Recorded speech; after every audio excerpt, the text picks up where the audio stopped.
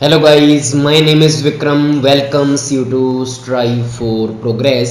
आज हमारा चैप्टर है chapter 10 reaching the age of adolescence, किशोरावस्था की ओर इस चैप्टर का नाम है। तो डिस्कस करते हैं इस चैप्टर के बारे में।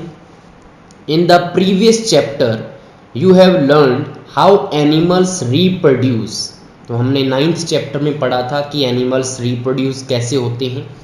It is only after growing up to a certain age that human beings and many other animals can reproduce. तो ये एक एज है ह्यूमंस की या एनिमल्स की जिसके बाद वो रिप्रोड्यूस हो सकते हैं, रिप्रोडक्शन कर सकते हैं। Why can humans reproduce only after a certain age. अब क्वेश्चन पूछा है कि क्यों किसी एक एज को कवर करने के बाद ही वो रिप्रोड्यूस कर सकते हैं, ऐसा क्यों है। In this chapter you will learn about change that take place in the human body after which a person becomes capable of reproduction. तो यहाँ पे इस चैप्टर में हम कुछ चेंज पढ़ेंगे, जो चेंज जब हमारे में होते हैं, ह्यूमन बॉडी में होते हैं, उसके बाद वो जो ह्यूमन है वो कैपेबल हो जाता है रिप्रोडक्शन करने में। In chapter 9 you have learn about human reproductive organs हमने पढ़े थे। Here we shall discuss the role that hormones play in bringing about change that make a child grow into an adult. इस chapter में हम hormones के बारे में देखेंगे, जिन हार्मोन्स की वजह से हमारे में वो चेंज आते हैं और एक बच्चा एक अडल्ट बन जाता है। तो हमारा फर्स्ट टॉपिक है adolescence and puberty. Boojho was celebrating his 12th birthday. तो बूजो ने अपना 12वां जन्मदिन बनाया। After his friends left, Boojho and Paheli begin chatting with their parents. तो फ्रेंड्स के जाने के बाद जो बूजो और पहेली है वो अपने पेरेंट्स के साथ बातचीत करने लगे। चैटिंग का मतलब वो नहीं है कि व्हाट्सएप पे चैट कर रहे हैं, अपने पेरेंट्स के साथ बातचीत कर रहे हैं। पहेली studies in an all girls school. तो जो पहेली है वो कहाँ पे पढ़ती थी? ऑल गर्ल्स स्कूल का मतलब क्या है? जिसमें सारी गर्ल्स हैं, मतलब वो कन्या विद्यालय है। शी स्टार्टेड लाफिंग, वो हंसने लगी। She remark that many of Boojho school friends whom she met after a year had suddenly shot up in height. तो वो क्या बोल रही है कि जो एक साल बाद उसने जो बूजो के फ्रेंड्स को देखा है तो एकदम से वो बड़े हो चुके हैं, काफ़ी उनकी हाइट हो चुकी है। Some of them were looking very funny with a hairy line above their lips.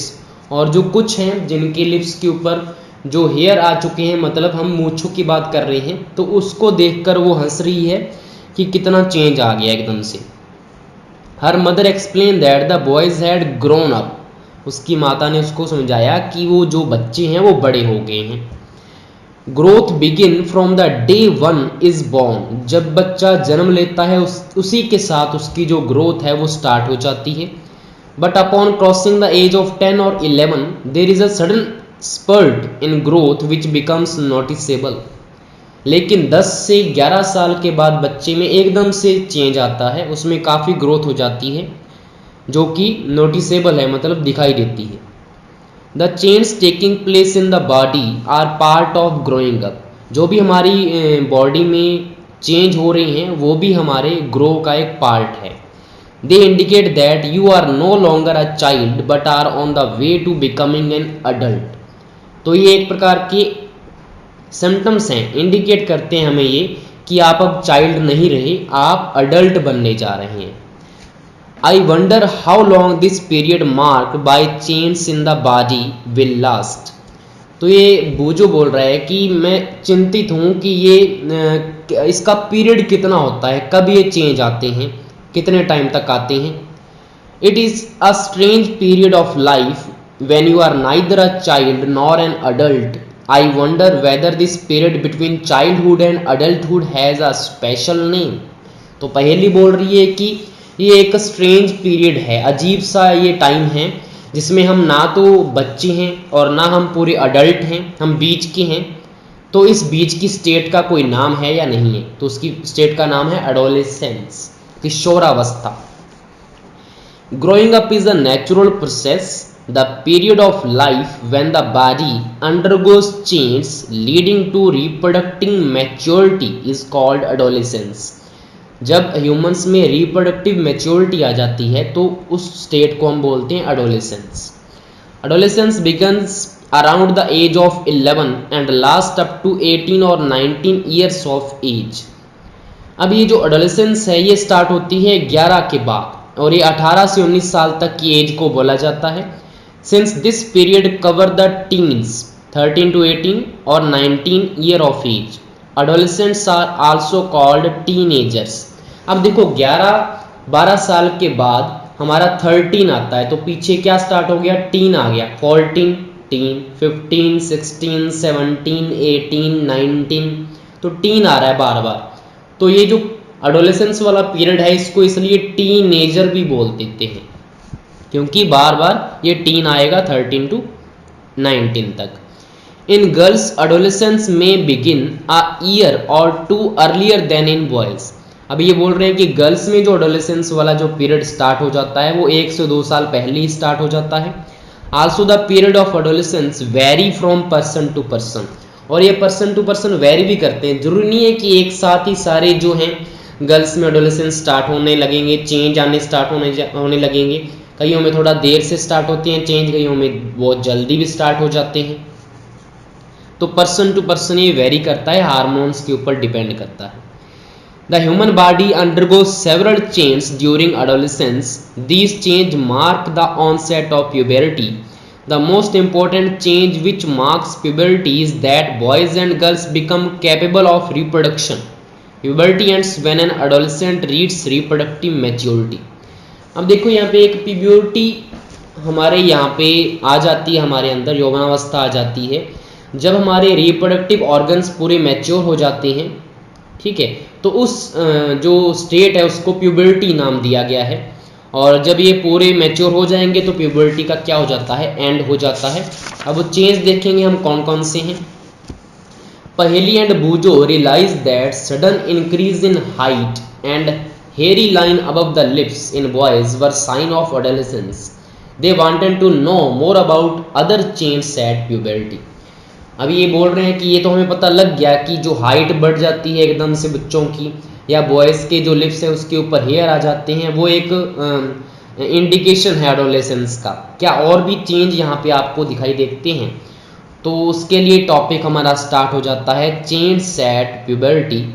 First हमारा है इंक्रीज इन हाइट, हाइट में बढ़ोतरी हो जाती है। The most conspicuous change during puberty is the sudden increase in height. ठीक है, सबसे ज़्यादा जो दिखाई देने वाला चेंज है वो हाइट में दिखेगा आपको।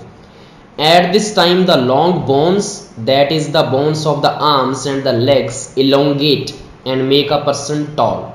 ठीक है, इस टाइम में क्या होता है, जो हमारी लंबी बोन्स हैं, लंबी बोन्स किसकी हैं, या तो आर्म्स में है या लेग्स में, तो ये क्या हो जाती हैं, इलोंगेट हो जाती हैं, बढ़ जाती हैं, और जिससे पर्सन क्या हो जाता है, टॉल हो जाता है। अब एक्टिविटी बताइए आपको 10.1 आपकी हाइट के according. The following chart gives the average rate of growth in height of boys and girls with age. The figures in column 2 and 3 give the percentage of the height a person has reached at the age given in column first. For example, by the age 11 a boy has reached 81% of his probable full height while a girl has reached 88% of her full height. These figures are only representative and there may be individual variations। ठीक है, तो इसमें ये हमने क्या किया है, एक डाटा इकट्ठा किया है, इसमें वेरिएशंस हो सकती हैं पर्सन टू पर्सन। तो यहाँ पे जैसे कि एज आपकी 8 साल का अगर बच्चा है तो फुल हाइट जितनी उसकी होगी उसका वो 8 साल में 72% उसने हाइट अपनी कवर कर ली होगी। अगर गर्ल्स की बात करें तो उस टाइम उसकी हाइट 77% होगी फुल हाइट की। अगर हम देखिए 13 एज का जो बच्चा होगा उसकी 88% उसने कवर कर ली होगी बॉयज़ ने तब तक, और गर्ल्स ने 95% कवर कर ली होगी हाइट। ऐसे करके यहाँ पे 8 to 18 एज तक दिखाया गया है।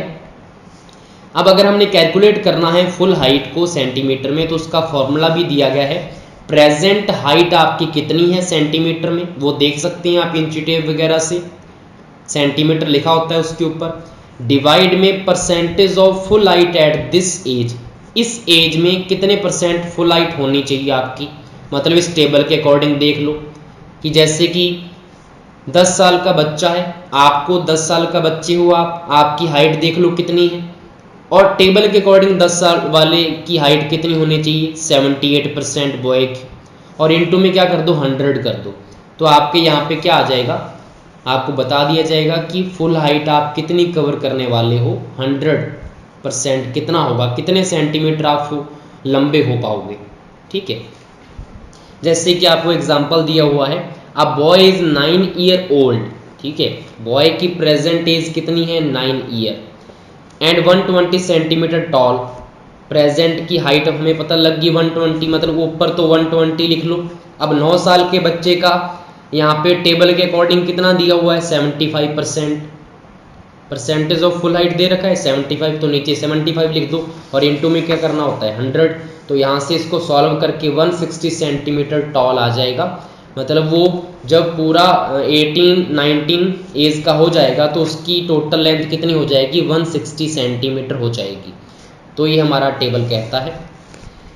एक्टिविटी 10.2 में आपको कुछ नहीं है, यहाँ पे आपको एक ग्राफ बना के दिखाया हुआ है, जो इधर टेबल दिया हुआ था, बस इसमें क्या किया, एज को तो एक्स एक्सिस में लिख लिया, और जो परसेंटेज था उसको वाई एक्सिस में नोट कर लिया, और दो अलग अलग लाइनें बना दी, बॉयज़ की अलग बना दी रेड वाली, और ऊपर जो ब्लू वाला ग्राफ है वो किसका है, गर्ल्स का ग्राफ है, ये हमारे काम का है नहीं। Initially girls grow faster than boys, but by about 18 years of age both reach their maximum height. अब देखो टेबल में आपको दिख रहा है कि जब 8 साल का बॉय था तो 72% है, गर्ल कितनी है 77%, तो मतलब इनिशियली जो है सबसे पहले गर्ल्स जो है उनकी हाइट जल्दी बढ़ जाती है, लेकिन एंड तक आते आते दोनों क्या होते हैं, अपनी फुल हाइट को कवर कर लेते हैं। The rate of growth in height varies in different individual, ये तो हमने बता ही दिया कि पर्सन टू पर्सन ये जो रेट है वो अलग अलग हो सकता है। Some may grow suddenly at puberty, कुछ तो क्या पता प्यूबर्टी के टाइम पे सडनली ग्रो कर जाएं, एंड देन स्लो डाउन, और उसके बाद उनकी हाइट कम हो जाए, मतलब उनकी जो ग्रोथ है वो कम हो जाए। वाइल अदर्स में ग्रो ग्रेजुअली, लेकिन कई ऐसे भी होते हैं जो धीरे धीरे ग्रो करते हैं। ठीक है, तो अपना अपना है वो नेचर के अकॉर्डिंग, उनके हार्मोन्स के अकॉर्डिंग। पहली क्या बोल रही है, आई am worried though I have become taller my face looks much smaller compare to my body. अब ये बोल रही है कि मैं लंबी तो हो रही हूँ, लेकिन मेरा जो फेस है वो छोटा हो रहा है कंपैरिजन टू बॉडी। तो ये भी आपको देखने को ही मिलेगा, स्टार्टिंग में ऐसा होता है, लेकिन उसके बाद ये जो है इसका रेशो जो है प्रोपोर्शन बॉडी के अकॉर्डिंग फेस का वो सेट हो जाता है। जैसे आपने छोटे बच्चे को भी देखा होगा, छोटे बच्चे का फेस काफ़ी बड़ा होता है अपनी बॉडी के अकॉर्डिंग, फिर वो धीरे धीरे क्या होता है सेट हो जाता है, तो वैसी चीज़ है। There is no need for Paheli to worry, all parts of the body do not grow at the same rate. ठीक है, सेम रेट पे सभी पार्ट्स ग्रो नहीं करते। Sometimes the arms and legs और hands and feet of adolescents look over sized, बड़े दिखने लगते हैं, and out of proportion with the body, और वो बॉडी से हमें अलग से दिखते हैं। But soon the other parts catch up, लेकिन उसके बाद क्या होता है दूसरे जो पार्ट्स हैं वो भी अपनी ग्रोथ को कैच कर लेते हैं और प्रोपोर्शनेट हो जाते हैं बॉडी के अकॉर्डिंग, मतलब थोड़ा टाइम लगता है इसको सेट आने में। You must have notice that height of an individual is more or less similar to that of some family member. आपने ये भी नोटिस किया हुआ कि कई बार क्या होता है हमारी जो हाइट है वो हमारे पेरेंट्स के अकॉर्डिंग ही होती है, क्योंकि इसका रीज़न क्या है, हमारे अंदर जो कैरेक्टरिस्टिक्स आते हैं वो हमारे पेरेंट्स से आते हैं, जिनकी इन्फॉर्मेशन किस में होती है, जीन्स में होती है। ठीक है, और जीन किसके ऊपर होते हैं, क्रोमोसोम के ऊपर। क्रोमोसोम किस में होते हैं, हमारे सेल के अंदर जो न्यूक्लियस होता है, न्यूक्लियस के अंदर क्रोमोसोम होते हैं, तो वो सारी इन्फॉर्मेशन पे डिपेंड करता है कि हमारी हाइट कितनी होगी। This is because height depends on the genes inherited from parents. It is however very important to eat the right kind of food during these growing years.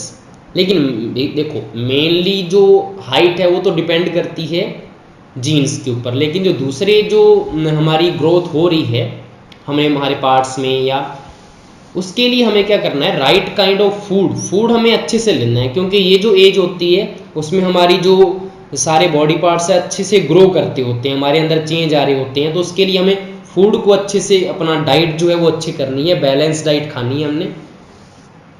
This helps the bones, muscles and other parts of the body get adequate nourishment for growth. तो उनको nourishment मिलती रहेगी growth के लिए अगर हम अच्छा खाएंगे पिएंगे तो। You will find nutritional needs of adolescent discuss later in the lesson. यहाँ पे इसी लेसन में आपको बताया भी जाएगा कि आपको क्या क्या खाना चाहिए एक एडोलेसेंस को। वैसे तो सभी को बैलेंस डाइट लेनी है, लेकिन ये जो पीरियड है इसमें ग्रोथ का पीरियड है, नरिशमेंट इसको ज़्यादा चाहिए, तो आपको स्पेशली बताया जाएगा लेसन में। नेक्स्ट है चेंज इन बॉडी शेप। अब दूसरा है बॉडी के अंदर शेप के अंदर चेंज आता है इस टाइम में। Have you notice that boys in your class have broader shoulder and wider chest than boy in junior class. आपने नोटिस किया होगा कि छोटी क्लास के बच्चों के बजाय जो बड़ी क्लास के बच्चे हैं उनके कंधे जो हैं, उनकी जो चेस्ट है काफ़ी चौड़ी होती है। This is because they have entered the age of puberty. क्योंकि वो किस एज में एंटर कर चुके हैं, प्यूबर्टी की एज में। When shoulders generally broaden as a result of growth, क्योंकि ग्रोथ होती है तो उनके जो शोल्डर्स हैं वो क्या हो जाते हैं, ब्रॉड हो जाते हैं। In girls the region below the waist becomes wider. अगर गर्ल्स की बात करें उसमें क्या चेंज आएगा, तो जो कमर के नीचे वाला जो पार्ट है वो ब्रॉड हो जाएगा, चौड़ा हो जाएगा। In boys the muscles of the body grow more prominently than in the girls. अगर हम बॉयज़ और गर्ल्स में कंपेयर करें इस एज में क्या होता है, जो बॉयज़ की जो मसल्स हैं वो काफ़ी मजबूत हो जाती हैं, काफ़ी एक जैसे हम बोल सकते हैं कि टाइट सी होती हैं उनकी जो मसल्स हैं, वो सॉफ्ट नहीं होते, वो थोड़े हार्ड से होते हैं। Thus change occurring in adolescent boys and girls are different. इसलिए वो दोनों में क्या होता है, डिफरेंट रहता है। बॉयज़ अलग से दिखते हैं, गर्ल्स अलग से दिखेंगी। तीसरा टॉपिक है voice change. Did you notice that sometime the voice of some of the boys in your class cracks. Cracks का मतलब है, कई बार आपने नोटिस किया होगा कि बॉयज की जो वॉइस है वो फटी सी होती है, ठीक है। At puberty the voice box or the larynx begins to grow. क्योंकि प्यूबर्टी के टाइम में हमारा जो लैरिंग्स है जिसमें से वॉइस निकलती है वो भी ग्रो करता है। Boys develop larger voice box. Boys की क्या होता है, जो वॉइस बॉक्स है, लैरिंग्स है, वो बड़ा होता है। The growing voice box in boys can be seen as protruding part of the throat. और बॉयज में क्या होता है, जो गला होता है गले के बाहर उभरा हुआ दिखेगा उनका वॉइस बॉक्स, जैसे कि आपको पिक्चर में दिख रहा है। हार्ड पार्ट सा देखना आप गले के ऊपर टच करके, वो बाहर की तरफ उभरा हुआ होगा क्योंकि वो ग्रो कर जाता है, जिसकी वजह से जो मैन है, जो बॉयज हैं, उनकी वॉइस जो है वो भारी हो जाती है, डीप होती है। लेकिन जो गर्ल्स की बात करें तो उनमें जो है इनकी इतनी ग्रो नहीं होती वॉइस बॉक्स, जिसकी वजह से उनकी जो आवाज़ है वो हल्की होती है, पतली होती है, लेकिन उनकी जो पिच है वो ज़्यादा होगी। और बॉयज़ की पिच क्या होगी, कम होगी, मतलब वो सुरीली होंगी उनकी आवाज़, लेकिन जो बॉयज़ की है उनकी फटी सी होगी, बारी सी आवाज़ हो जाएगी। और जो ये जो बाहर निकला हुआ होता है थ्रॉट की, इसको बोलते हैं Adam's apple. In girls, the larynx is hardly visible from the outside because of its small size. Generally, girls have a high pitch voice, whereas boys have a deep voice. ठीक है, ये हमारी बात होगी। In adolescence, boys sometimes the muscles of the growing voice box go out of control and the voice becomes harsh. कई बार क्या होता है, जो वॉइस बॉक्स की जो मसल्स हैं वो आउट ऑफ कंट्रोल हो जाती हैं, मतलब काफ़ी ज़्यादा वो उनमें ग्रो कर जाती है, जिससे जो उनकी वॉइस है बॉयज़ की काफ़ी फटी सी हो जाती है। लेकिन ये जो स्टेट है कुछ टाइम तक ही रहती है, उसके बाद ये अपने आप नॉर्मल भी हो जाता है। अब भूजो को भी समझ में आ गया। Many of my classmates have a Horace voice, now I know why. अब उसको पता लग गया कि ऐसा क्यों है, कि फटी सी आवाज़ उनकी क्यों है, ठीक है, चाहे खुद की फटी हो इसकी। Increase activity of sweat and sebaceous gland. Sweat आपको पता है पसीने वाली ग्लैंड्स, ठीक है, सेबेसियस ऑयली ग्लैंड्स होती हैं। During puberty the secretion of sweat glands and sebaceous glands, जिसको ऑयल ग्लैंड भी बोलते हैं, इंक्रीजेस। देखो प्यूबर्टी के एज में ये जो ग्लैंड्स है ना, इनमें भी क्या होगा, सिक्रीशन ज़्यादा हो जाएगा, मतलब पसीना ज़्यादा आने लगेगा, ऑयल वगैरह ज़्यादा आने लगेगा, नोज़ के ऊपर, अपनी चीक्स के ऊपर ऑयल आने लगेगा। जिसकी वजह से क्या होता है, जो यंग पीपल हैं उनके एक्ने हो जाती हैं, मुहांसे हो जाते हैं, पिंपल्स फुंसियाँ हो जाती हैं फेस के ऊपर ऑयल की वजह से। ठीक है, तो ये भी क्या एक पार्ट है हमारी ग्रोथ का।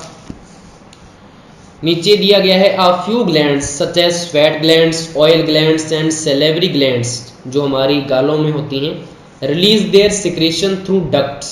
ये अपना जो सिक्रीशन है, जो भी ये निकालती हैं, वो डक्ट्स के थ्रू निकालती हैं। डक्ट्स से एक प्रकार की आप पाइपें मान लो। Endocrine glands release hormone directly into the blood stream. लेकिन अगर हम एंडोक्राइन ग्लैंड्स की बात करें, वो जो हार्मोन निकालती हैं वो डायरेक्ट किस में डाल देती हैं, ब्लड में डाल देती हैं। So they are also term ductless gland. अब एंडोक्राइन को फिर क्या बोलेंगे, पाइपें तो है नहीं, तो डक्टलेस ग्लैंड बोल देंगे इनको। ठीक है, नेक्स्ट हम बात करें अगर डेवलपमेंट ऑफ सेक्स ऑर्गन, तो यहाँ पे क्या होगा, सेक्स ऑर्गन जो है वो भी डेवलपमेंट होता है इस एज में। लुक अप फिगर 9.1 एंड 9.3, मतलब 9 चैप्टर जो हमने डिस्कस किया था, वहाँ पे जो फिगर दे रखे हैं उनको देखिए आप। Previous lesson which shows sex organs of humans at puberty, male sex organ like the testes and penis develop completely। अब प्यूबर्टी की एज में ये जो सेक्स ऑर्गन है बॉयज में, ये completely क्या हो जाएंगे, डेवलप हो जाएंगे। At puberty the testes also begin to produce sperm, और जो टेस्टिस है वो स्पर्म को भी प्रोड्यूस कर सकता है इस एज में। In girls the ovaries enlarge, ovaries जो है उनका साइज लार्ज हो जाएगा। And eggs begin to mature, और जो एग्स हैं वो मैच्योर होना स्टार्ट हो जाएंगी। Also ovary start releasing mature egg, और ओवरी स्टार्ट भी कर देगा मैच्योर एग को रिलीज करना वहाँ से। ठीक है, reaching mental intellectual and emotional maturity. अब ये चीज़ भी आ जाती है हमारे अंदर, हम मानसिक तौर पे, बौद्धिक तौर पे और इमोशनली हम क्या हो जाते हैं, मैच्योर हो जाते हैं। Adolescence is also a period of change in a persons way of thinking, उसकी सोचने की जो तरीका है वो भी उसमें चेंज आ जाता है। Adolescents are more independent than before and are also self conscious. इसमें जो बच्चा है वो ज़्यादा सोचने लगता है अपने बारे में, इंडिपेंडेंट रहने लगता है। Intellectual development take place and they tend to spend considerable time thinking, काफ़ी टाइम वो सोचने में लगा देते हैं किसी भी टॉपिक पे। In fact it is often the time in one's life when the brain has the greatest capacity for learning. तो हम ये भी बोल सकते हैं कि इस एज में बच्चे का जो ब्रेन है वो काफ़ी डेवलप करता है, शार्प हो जाता है, वो अच्छे से सीख सकता है हर चीज़ को, क्योंकि वो सोचने लग जाता है, काफ़ी टाइम सोचता है किसी चीज़ को लेकर। Sometimes, however, an adolescent may feel insecure while trying to adjust to the change in the body and mind। लेकिन कई बार क्या होता है, बच्चा इस चीज़ को टेंशन में लेने लग जाता है, स्ट्रेस लेने लग जाता है, क्योंकि उसकी बॉडी में चेंज हो रहा होता है, तो वो इनसिक्योर फील करने लगता है। लेकिन ऐसा कुछ नहीं है, ये सभी के साथ होता है, ये नेचुरल पार्ट है हमारी ग्रोइंग का। क्लियर। नेक्स्ट है सेकेंडरी सेक्सुअल कैरेक्टर्स। अब इसमें क्या है, You have learned in chapter 9 that testes and ovaries are the reproductive organs। ये हमने पढ़ लिया था। They produce the gametes, उसमें produce होता है gamete, that is the sperms and ova। In girls, breasts begin to develop at puberty and boys begin to grow facial hair, that is mustaches and beard। ठीक है, तो ये secondary sexual characters क्या हैं।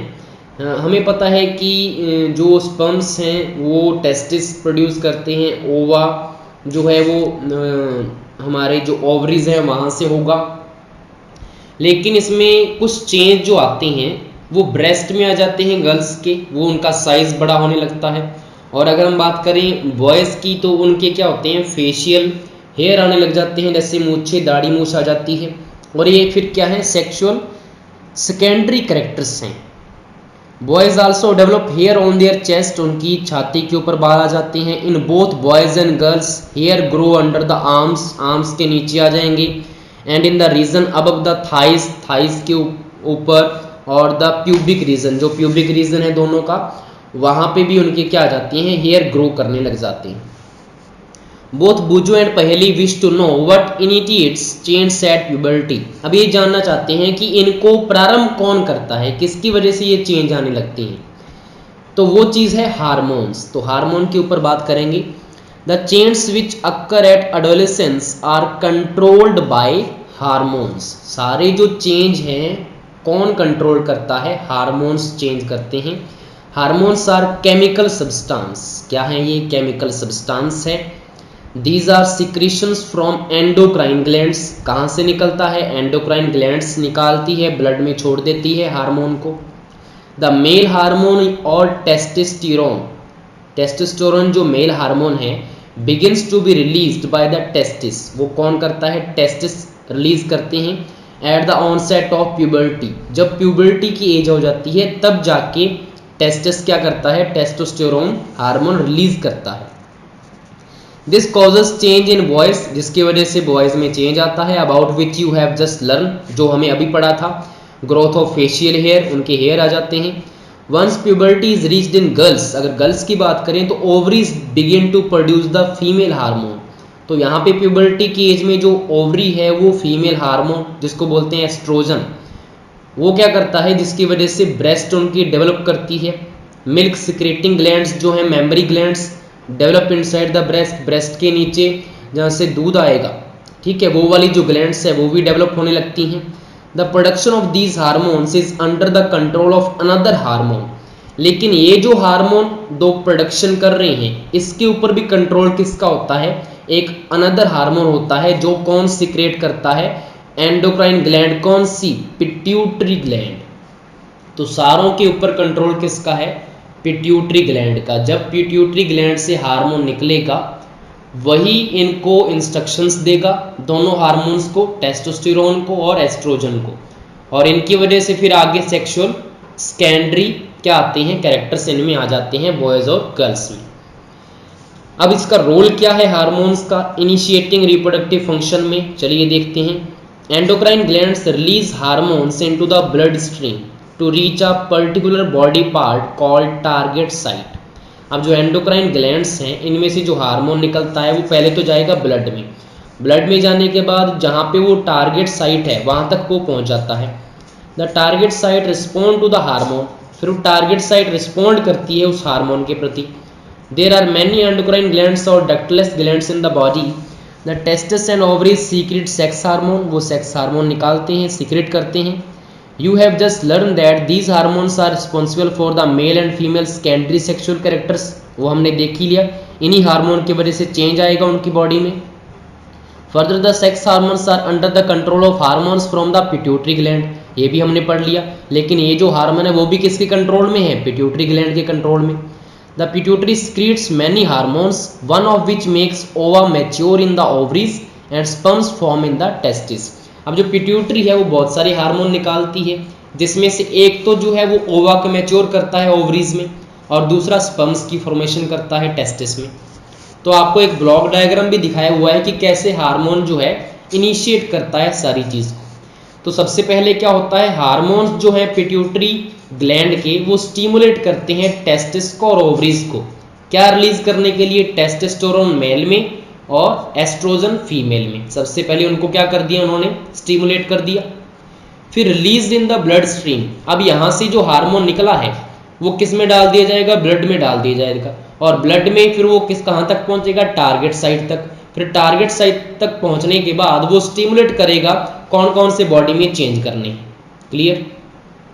सबसे पहले पिट्यूटरी ने क्या किया? हार्मोन निकाल के टेस्टिस और ओवरीज के जो हैं उनको स्टिमुलेट किया हार्मोन निकालने के लिए। वहाँ से हार्मोन निकले किस में आ गए? ब्लड में आ गए। ब्लड में जाने के बाद वो टारगेट साइट तक पहुँचे, मतलब जैसे कि बॉयज़ में दाढ़ी मूंछ करना है तो वो वहाँ पे पार्ट पहुँच गए टारगेट साइट तक। फिर वहाँ से वो स्टिमुलेट करते हैं, वहाँ पे हेयर बाहर आने लगते हैं, तो ये चेंज हो गया बस। फिर तो यही तो सारा साइकिल चल रहा है, ठीक है। तो ये किसकी वजह से हुआ है? हार्मोन्स की वजह से। Paheli and Boojho have now understood that puberty marks the beginning of the reproductive period when one becomes capable of reproduction. अब इनको ये पता लग गया कि प्यूबर्टी वो एज है जहाँ पे वो ह्यूमंस जो हैं वो रिप्रोडक्शन कर सकते हैं। But they want to know if reproductive life once begin continues और इट एंड सम टाइम। अभी पूछना चाहते हैं कि एक बार वो स्टार्ट तो हो गया रिप्रोडक्टिव सिस्टम हमारा, क्या वो कंटिन्यू चलता रहता है या कभी वो स्टॉप भी होता है? तो इसको हम नेक्स्ट वीडियो में पढ़ेंगे। Thank you.